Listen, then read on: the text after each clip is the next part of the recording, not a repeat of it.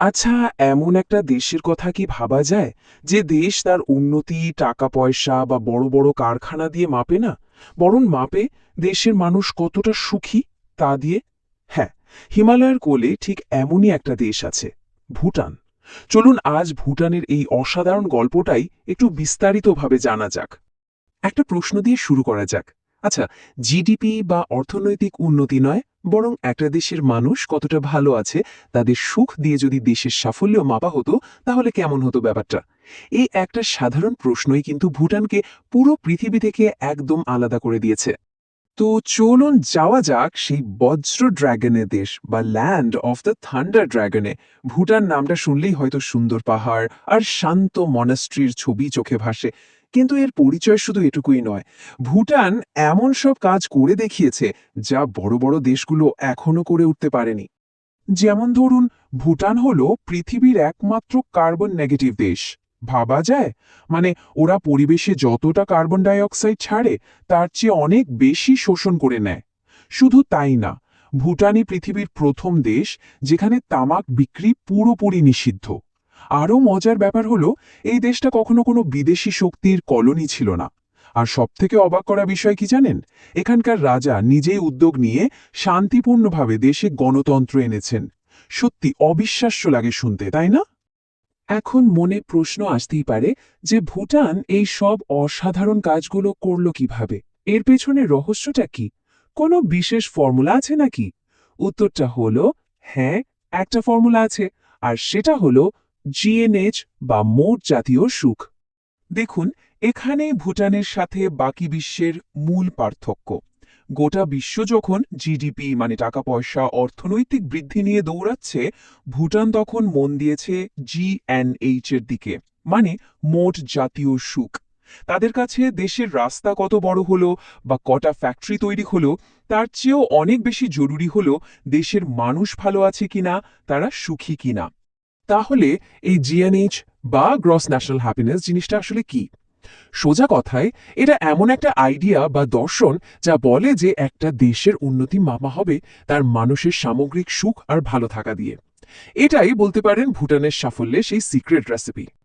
আর এই জিএনএইচ কিন্তু শুধু কথার কথা নয় বা কোনো কাল্পনিক আইডিয়াও না।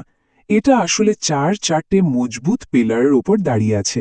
চলুন দেখে নেওয়া যাক সেই পিলারগুলো কি কি।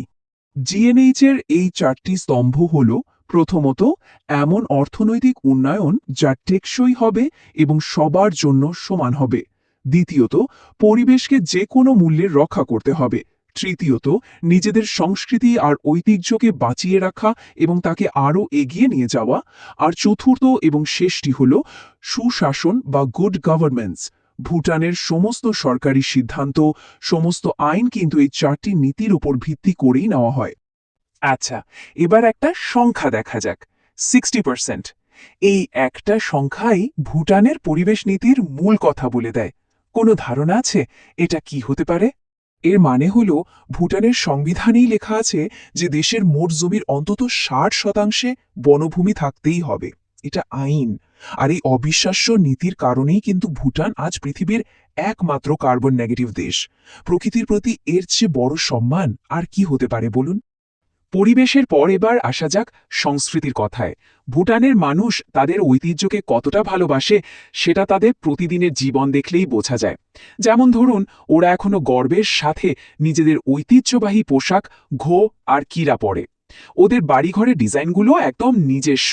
আর ওদের বিখ্যাত তসেচু উৎসব, মুখোশ পরে যে নাচ হয় তা দেখতে সারা পৃথিবী থেকে লোক আসে। আর চতুর্থ স্তম্ভ অর্থাৎ সুশাসন, এর সবথেকে বড় উদাহরণটা বোধহয় ভুটানের রাজা নিজেই তৈরি করেছেন। ভাবুন তো, 2008 সালে দেশের চতুর্থ রাজা নিজেই থেকেই তার সমস্ত ক্ষমতা ছেড়ে দিয়ে দেশে গণতন্ত্র চালু করেন। রাজা নিজেই ক্ষমতা ছেড়ে জনগণকে দেশের মালিক বানাচ্ছেন, এরকম ঘটনা ইতিহাসে খুব কমই পাওয়া যায়। জিএনএইচের এই ভাবনাটা কিন্তু শুধু দেশের ভেতরের নিয়মকানুনেই আটকে নেই, এর প্রভাব পড়েছে দেশের অর্থনীতি, বিশেষ করে পর্যটন শিল্পের ওপরেও। ওদের পর্যটন নীতির মূল আইডিয়াটা হলো হাই ভ্যালু লো ভলিউম। মানেটা খুব সহজ, ওরা হাজার হাজার ট্যুরিস্টের ভিড় চায় না, বরং ওরা এমন কিছু পর্যটকদের স্বাগত জানায় যারা সত্যিই ভুটানের প্রকৃতি আর সংস্কৃতিকে সম্মান করতে জানে। আর এই কারণেই ভুটানে ঘুরতে গেলে পর্যটকদের একটা সাস্টেইনেবল ডেভেলপমেন্ট ফি দিতে হয়। এই টাকাটা ব্যবহার করা হয় দেশের পরিবেশ আর সংস্কৃতিকে রক্ষা করার কাজে। খেয়াল করে দেখুন, এটাও কিন্তু সেই জিএনএইচ এর পরিবেশ আর সংস্কৃতি রক্ষার স্তম্ভ দুটোরই একটা বাস্তব প্রয়োগ। জিএনএইচ এর দর্শন থেকে ভুটান আরও কিছু দারুণ আর যুগান্তকারী আইন তৈরি করেছে। বিশেষ করে মানুষের স্বাস্থ্য নিয়ে ওদের ভাবনাটা একদম অন্যরকম। যেমন ধূমপানের বিষয়টা ধরা যাক, ভুটান কিন্তু পৃথিবীর প্রথম দেশ যারা নিজেদের ধূমপান মুক্ত করার পথে হেঁটেছে। সেই ২০০৪ সালেই ওরা দেশে তামাকজাত জিনিস বিক্রি বন্ধ করে দেয়। পরে ২০১০ সালে আইনটা আরও কড়া করা হয়। দেশের মানুষের স্বাস্থ্যের জন্য এতটা ভাবা সত্যিই অসাধারণ। শুধু সিগারেট বা তামাকই নয়, যে কোনো ধরনের মাদকের বিরুদ্ধেও ভুটানের নীতি হল জিরো টলারেন্স, মানে কোনো ছাড় দেয়া হবে না। এখানেও পরিষ্কার, দেশের মানুষের সুস্থ থাকাটাই ওদের কাছে সবচেয়ে বড় অগ্রাধিকার। সব মিলিয়ে দেখলে ভুটানের এই পুরো মডেলটা কিন্তু আমাদের বাকি বিশ্বের জন্য একটা বড় শিক্ষা। ওরা দেখিয়ে দিয়েছে যে উন্নয়ন মানেই শুধু বড় বড় বিল্ডিং আর টাকার পাহাড় নয়, এর বাইরেও একটা পথ আছে। তাহলে এই সুখের নকশা ভুটানকে কি কি দিয়েছে?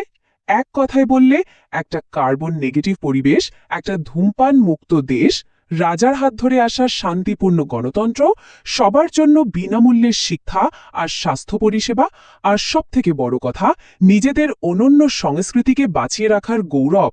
এই সাফল্যগুলো সত্যিই প্রশংসার যোগ্য। শেষ করার আগে একটা প্রশ্ন রেখে যাওয়া যাক।